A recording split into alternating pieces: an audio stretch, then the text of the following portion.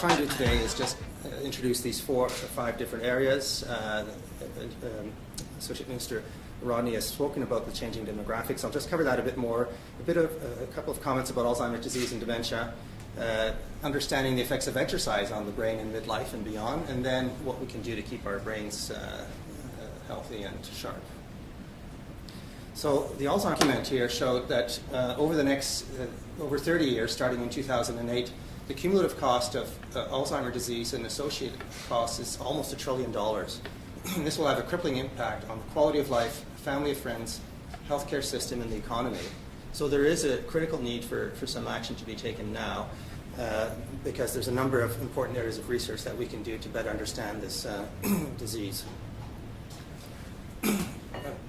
In 2017, for the first time in Canadian history, there will be more people over 65 than the number of children 0 to 14 years of age.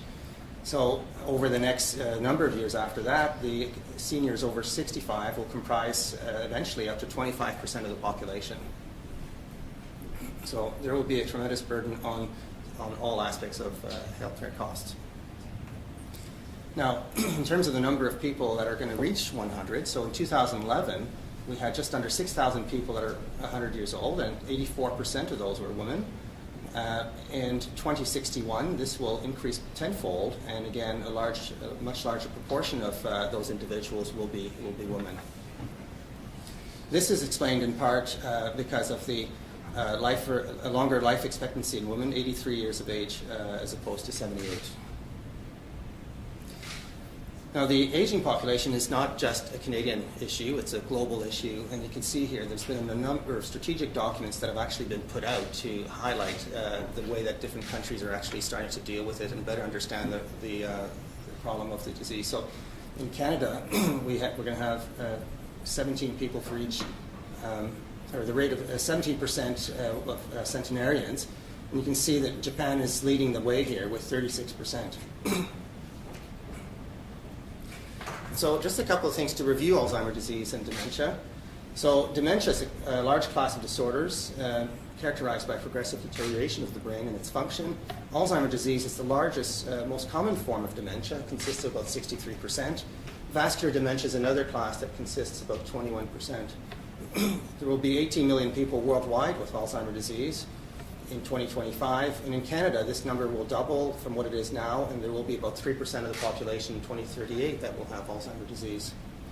While Alzheimer's disease is really a disease that relates to age, you can see the rates, but some people will get it as early as 40 years of age, and it increases by 1%, but over 80, 11 to 25% will have Alzheimer's disease or dementia.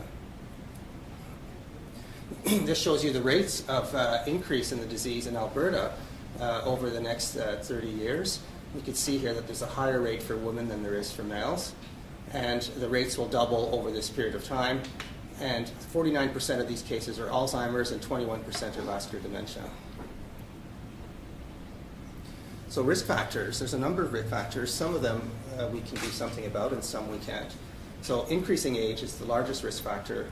There's a genetic predisposition. Some genes have been identified to show an increased risk of the disease. But there's a number of lifestyle factors, including lipid profiles, blood pressure, diabetes, and obesity. A lot of these things we can do something about, or at least attempt to manage these risks. And this is where I'm going to focus some of the time today. Now, an interesting article, again, focusing on the risks.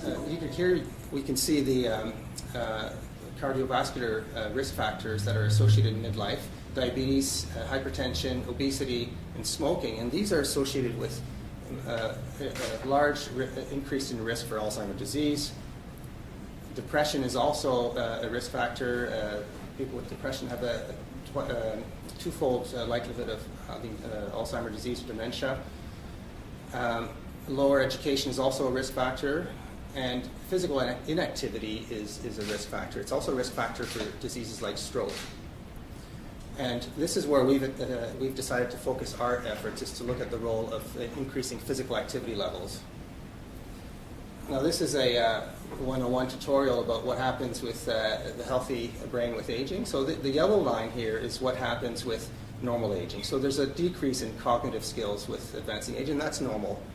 What's not normal is the steep decline in this slope as people age, and this is associated with things like mild cognitive impairment, memory problems, which eventually then will lead to Alzheimer's disease and other dementias.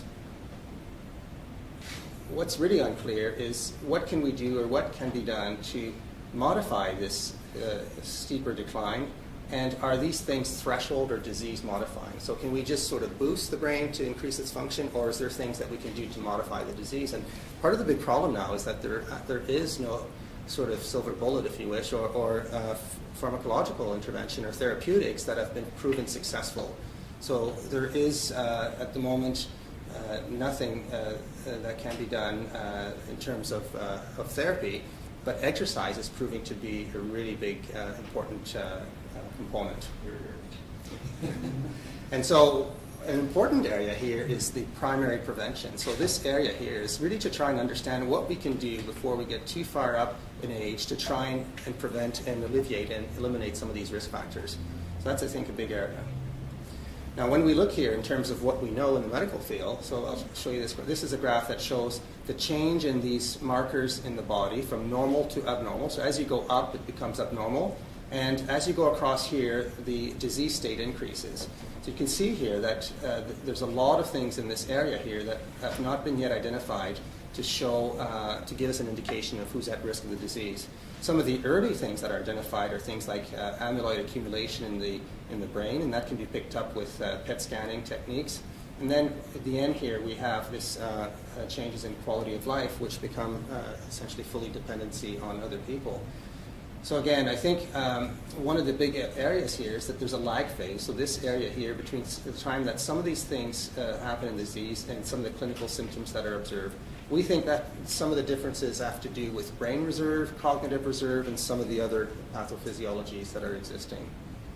So again, an important role for primary prevention, better understanding risk factors.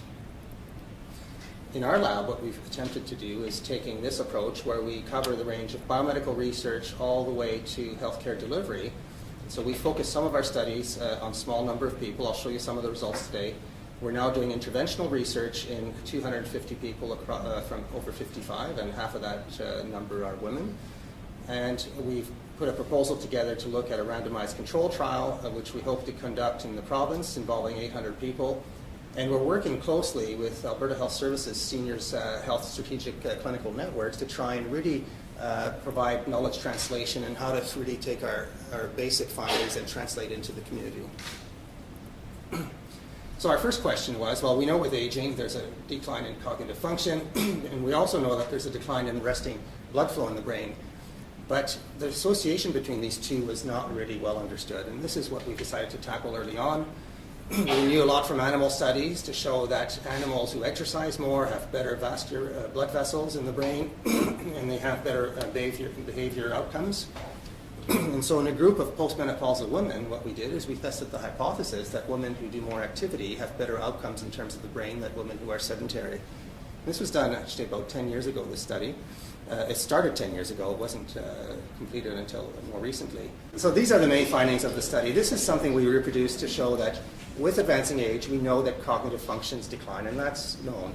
And you can see here in our study, we found that people who are older have slightly lower cognitive function than people who are younger.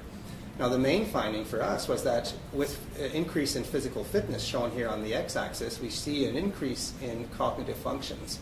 And this was a difference of 10% between the two groups. And this is this graph shows you here in terms of the global change in cognition. We can actually make a number of tests and then come up with a value for global changes. But we also found the same in areas that represent cognitive speed, verbal ability, perception, and executive functions, or multitasking and complex tasks, and so on. So this is a model that we essentially developed. We are suggesting that with exercise, you bring about great benefits to the blood vessels in the brain, which will help increase cognitive performance. We think some of the mechanisms have to do with this. So, more blood flows through the vessels. It creates something called shear stress, releases all kinds of molecules that are good for the blood vessels, increases antioxidants, and at the same time, it decreases things like blood pressure, oxidative stress, inflammation, and so on. And this, we think, will lead to the production of some other growth factors that are good for cognition, something called brain-derived neurotrophic factors. It helps with the creation of more connections between the neurons, synaptogenesis, also the formation of new neurons, neurogenesis, and helps boost what we call cognitive reserve. Just a quick question. I was wondering, when you say exercise or activity, does it have to be moderate or intense, or can it just be walking? That's a good question. That's still an area that's really sort of under investigation right now. In our case, because so little was known, we decided to take the guidelines that have been shown to be good for the heart, and we've applied those to the brain. So what we've been studying so far is aerobic activity, but there is good correlation between general physical activity and exercise. So and the guidelines at the moment are sort of in the order of about 2.5 hours a week, so 30 minutes a day, 5 days a week. And so what we're doing now is we've moved our cross-sectional study into an interventional study. So we've got 250 dedicated and really committed Calgarians who are spending 18 months with us, and they come to the lab on about 20 different occasions over 18 months, and we work together to try and understand the role of physical activity and exercise. And this is a study that we've published to outline the methods of our study. And this is some of the young and talented and really hard-working individuals who really make up the nuts and bolts of our research. They're a very positive force in the lab, and it's just a privilege and a pleasure to work with young people like this. And although we have some individuals that are not as young as others, we have a retired nurse here, Erica, who works with us. She's very young at heart and fits in just perfectly. So this is our study. People, as you say, come into the lab over 18 months. One of our interests is really to look at the biomarkers in the blood. So what's in the blood that we can actually measure that will help us predict some of the ways that people adapt to exercise and some of the things that change with exercise that may decrease the risk for Alzheimer's disease or dementia. It will allow us to look at gender differences and some of the issues that relate to, or the factors that may relate to hormones like estrogen and progesterone and testosterone. And we also are doing some genetic analysis to really understand better the risk factors. They'll come and exercise on the treadmill when we make them work to their maximum physiological limits. And this is the comprehensive battery of cognitive function tests that we do. So it takes 2.5 hours to undertake this battery, and we cover areas of attention, processing speed, verbal memory, visual memory, executive functions. We also look at premorbid intellectual ability, the mood states. Sleep is a big issue, a big factor that may contribute to the disease, and cognitive activities, which is another big area. So this takes 2.5 hours, and they do this battery on 4 different occasions over 18 months. This is just a snippet of initial data that we're getting. This shows us, again, reproducing the change in fitness with advancing age. We have a gentleman who's 92 years old in our study, but so far we've actually focused on the age group of 55 to 75. The red dots represent women, and the blue dots represent men. And you can see the rate of decline in fitness is the same, more or less, between the two genders. The big question for us now is what can we do, or what can physical activity do that will help boost this line higher, and how that increase in fitness will help then increase cognitive performance. Okay, just a couple of slides to wrap up. The way that we think about this right now is that we think that cognitive performance, a big determinant of that is vascular regulation in the brain. It does a number of things to help increase and bring the nutrients to the brain and to bring out to remove the waste products of metabolism. It's a complicated story. I think the things that are good to the brain, for the brain, and that interact are things like exercise, cognitive stimulation, and nutrition. But there's also other components there that I think involve things like sleep, stress, and genes. All of these, which we know very little about in terms of aging and the impact of these factors on dementia and Alzheimer's disease. So just to play up the word no-brainers that was introduced earlier this morning, I think the message that I would say is critically important is the importance of engaging in regular aerobic exercise. We still don't know the extent to which the amount of exercise that's required. So at the moment we follow other guidelines that have been proven successful for the heart and for the muscles. It's important to keep your mind active, to read, do puzzles, learn a new language, try a new hobby. Being socially engaged is also very important. Eating a heart-healthy diet, avoiding head injuries, so things like wearing helmets for skating, or careful of using mobile devices while walking or texting, I guess is a common area. Treatment of depression and sleep apnea. We know these are risk factors. And talking to your doctor on how to manage risk factors for stroke and heart attack that you might have. So again, high blood pressure is critically important to be managed in midlife. Diabetes, smoking, high cholesterol, and midlife obesity. This is a picture of the group, my research group at the university. We're part of the Hotchkiss Brain Institute.